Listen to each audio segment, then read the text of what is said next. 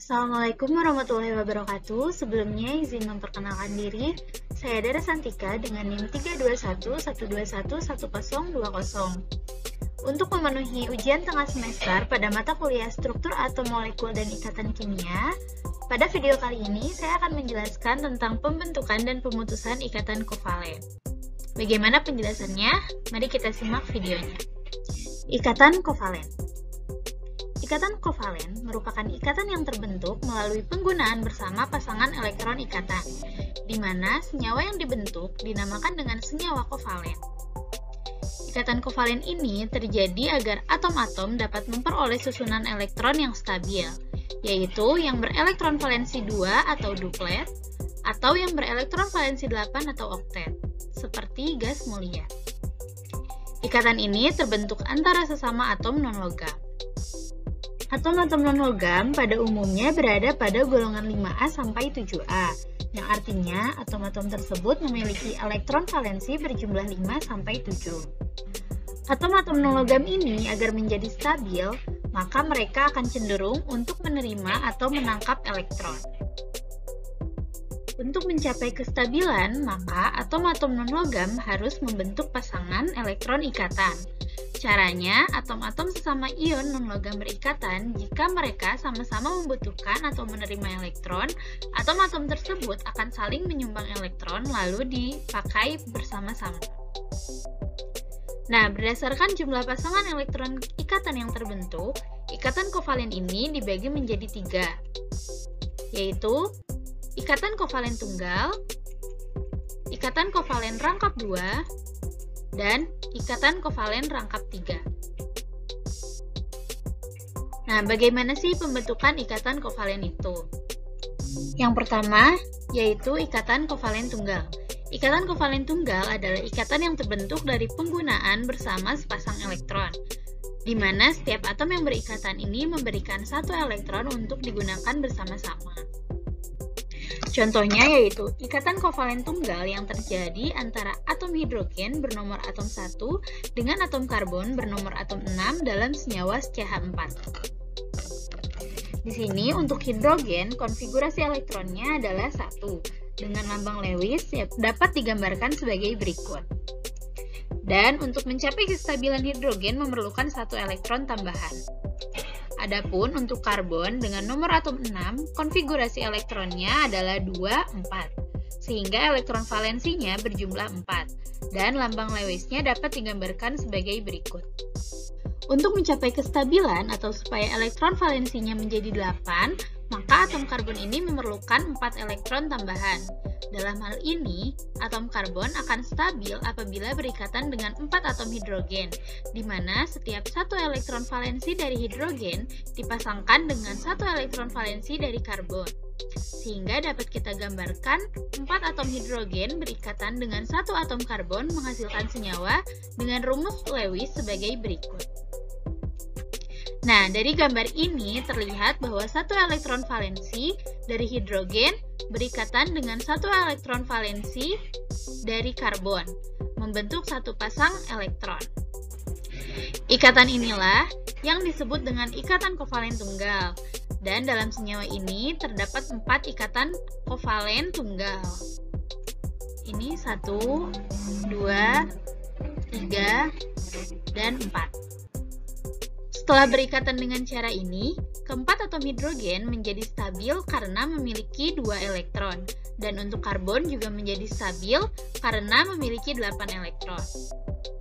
Berikutnya, setiap satu pasang elektron ikatan dinyatakan dengan satu garis sehingga rumus struktur yang terbentuk digambarkan sebagai berikut. Dan rumus molekulnya adalah CH4. Ikatan kovalen yang kedua yaitu ikatan kovalen rangkap 2. Ikatan kovalen ini merupakan ikatan yang terbentuk dari penggunaan bersama 2 pasang elektron, di mana setiap atom memasangkan 2 elektron untuk digunakan bersama-sama. Contohnya yaitu ikatan kovalen rangkap 2 antara oksigen dengan karbon dalam senyawa CO2. Di sini, oksigen memiliki nomor atom 8 dengan konfigurasi elektronnya yaitu 2, 6, sehingga elektron valensinya berjumlah 6. Dan lambang Lewisnya digambarkan sebagai berikut. Nah, untuk mencapai kestabilan oktet atau supaya elektron valensinya menjadi 8, maka untuk oksigen ini memerlukan 2 elektron tambahan. Adapun untuk atom karbon dengan nomor atom 6 memiliki konfigurasi elektron 2, 4, sehingga elektron valensinya berjumlah 4. Dan lambang Lewisnya yaitu seperti ini. Nah, untuk mencapai kestabilan atau supaya elektron valensinya menjadi 8, maka atom karbon ini memerlukan 4 elektron tambahan. Dalam hal ini, karbon akan mencapai kestabilan apabila berikatan dengan 2 atom oksigen, di mana 2 elektron valensi dari setiap oksigen dipasangkan dengan 2 elektron valensi dari karbon, sehingga membentuk 2 ikatan kovalen rangkap 2, seperti ini. Nah, setelah berikatan dengan cara ini, atom oksigen dan atom karbon ini masing-masing menjadi stabil karena memiliki 8 elektron valensi. Berikutnya, 2 pasang elektron ikatan digambarkan dengan garis 2 sehingga rumus struktur yang terbentuk dapat dituliskan seperti ini. Dan rumus molekulnya adalah CO2. Ikatan kovalen yang berikutnya yaitu ikatan kovalen rangkap 3. Ikatan ini merupakan ikatan yang terbentuk dari penggunaan bersama 3 pasang elektron, di mana setiap atom yang berikatan memberikan 3 elektron untuk digunakan secara bersama-sama. Contohnya yaitu ikatan kovalen rangkap 3 antara nitrogen dengan nitrogen dalam senyawa N2. Atom nitrogen ini memiliki nomor atom 7 dengan konfigurasi elektronnya adalah 2, 5, sehingga elektron valensinya berjumlah 5 dan lambang Lewisnya digambarkan seperti ini. Untuk mencapai kestabilan oktet atau supaya elektron valensinya menjadi 8, maka nitrogen ini memerlukan 3 elektron tambahan. Jika terdapat 2 atom nitrogen, maka artinya kedua atom ini sama-sama memerlukan 3 elektron tambahan. Maka, untuk mencapai kestabilan konfigurasi oktet, kedua atom nitrogen ini memasangkan 3 elektron valensinya masing-masing, sehingga membentuk ikatan kovalen rangkap 3 seperti gambar berikut. Nah, setelah membentuk ikatan ini, kedua atom nitrogen menjadi stabil karena memiliki 8 elektron valensi. Berikutnya, 3 pasang elektron ini digambarkan dengan 3 garis lurus, sehingga menghasilkan rumus struktur seperti ini. N-nya ada rangkap 3, di mana rumus molekul yang terbentuk adalah N2. Nah, pembentukan ikatan ini bisa juga dengan hibridisasi. Apa sih hibridisasi itu? Hibridisasi merupakan pencampuran atau penggabungan orbital atom untuk membentuk orbital baru dengan tingkat energi yang berbeda dari sebelumnya. Nah, di sini hibridisasinya pada atom karbon yang memiliki nomor atom 6. Karena atom karbon ini memiliki nomor atom 6, maka konfigurasi elektronnya yaitu 1s2, 2s2, dan 2p2. Ini merupakan diagram orbital dari atom C.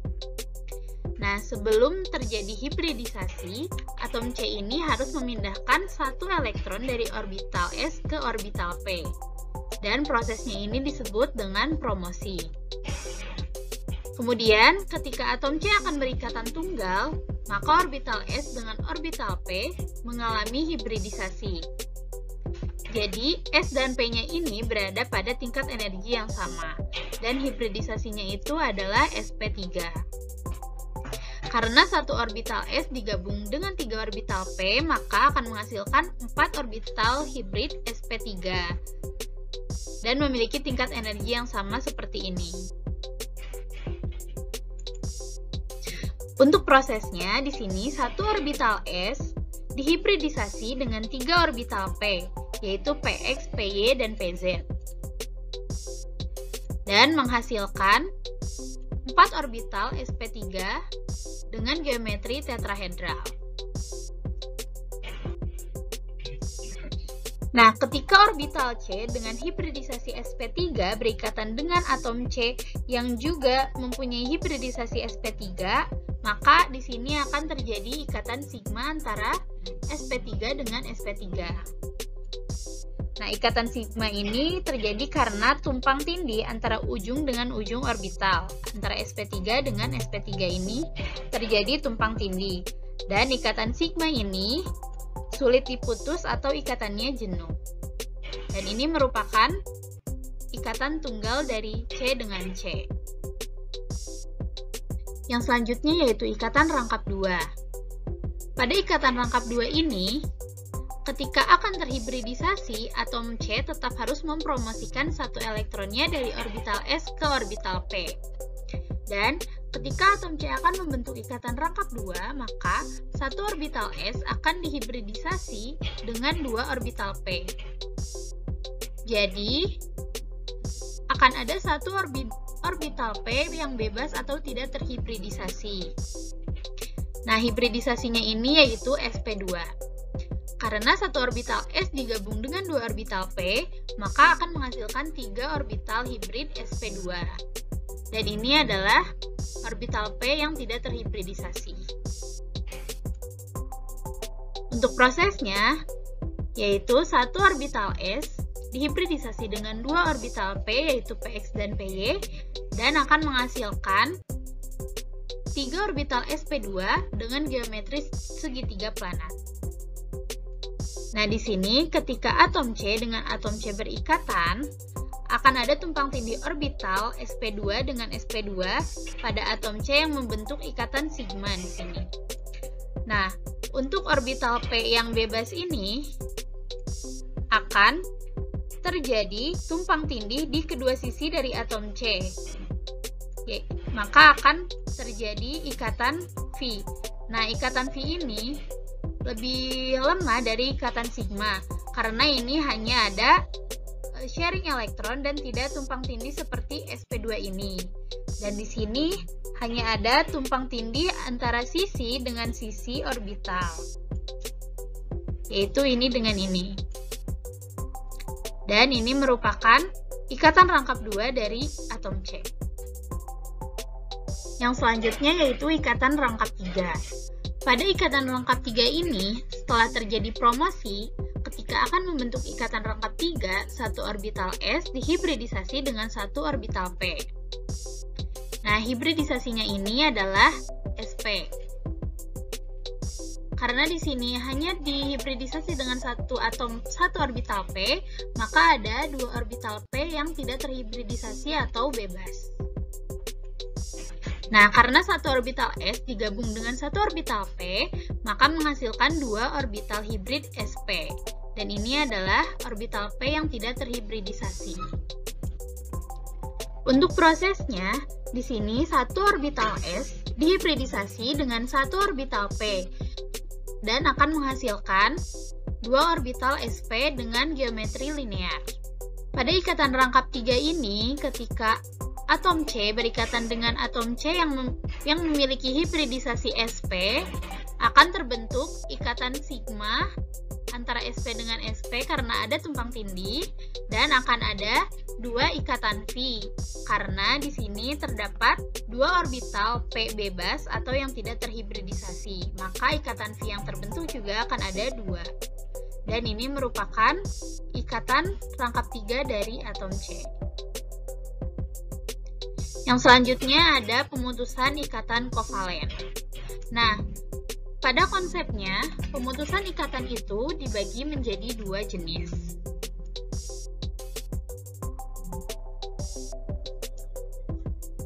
Yang pertama yaitu pemutusan heterolitik. Pemutusan ini merupakan pemutusan ikatan kovalen dengan salah satu pecahan mengambil kedua elektron atau sepasang, sedangkan yang lainnya tidak mendapatkan elektron. Hasilnya adalah dua buah partikel yang bermuatan, dan hasil pemutusan heterolisis ini adalah dua buah ion, yaitu anion yang bermuatan negatif dan kation yang bermuatan positif. Kemudian yang kedua yaitu pemutusan homolitik. Pemutusan ini merupakan pemutusan ikatan kovalen antara dua atom yang terjadi dengan cara yang memungkinkan setiap atom mempertahankan elektron masing-masing.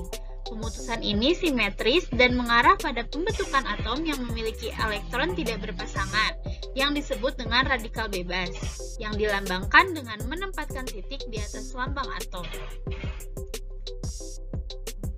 Untuk pemutusan heterolitik, nah seperti ini. Karena hasilnya akan menghasilkan ion-ion yang positif dan negatif, maka di sini menghasilkan ion kation yang bermuatan positif dan ion anion yang bermuatan negatif. Untuk contohnya seperti ini. Di sini C dengan Z, kemudian terjadi heterolitik, maka di sini C-nya bermuatan positif dan Z-nya bermuatan negatif. Untuk pemutusan homolitik, yaitu seperti ini. Karena akan terjadi radikal bebas dan dilambangkan dengan tanda titik di atas atom, maka di sini menghasilkan atom A yang ditandai tanda titik di atasnya dan atom B juga seperti itu. Untuk contohnya sebagai berikut. Antara C dengan Z mengalami homolitik dan untuk C-nya ada tanda titik dan untuk Z-nya juga ada tanda titik. Cukup sekian yang dapat saya sampaikan. Mohon maaf apabila masih terdapat banyak kesalahan dan kekurangan dalam penjelasannya. Terima kasih. Wassalamualaikum warahmatullahi wabarakatuh.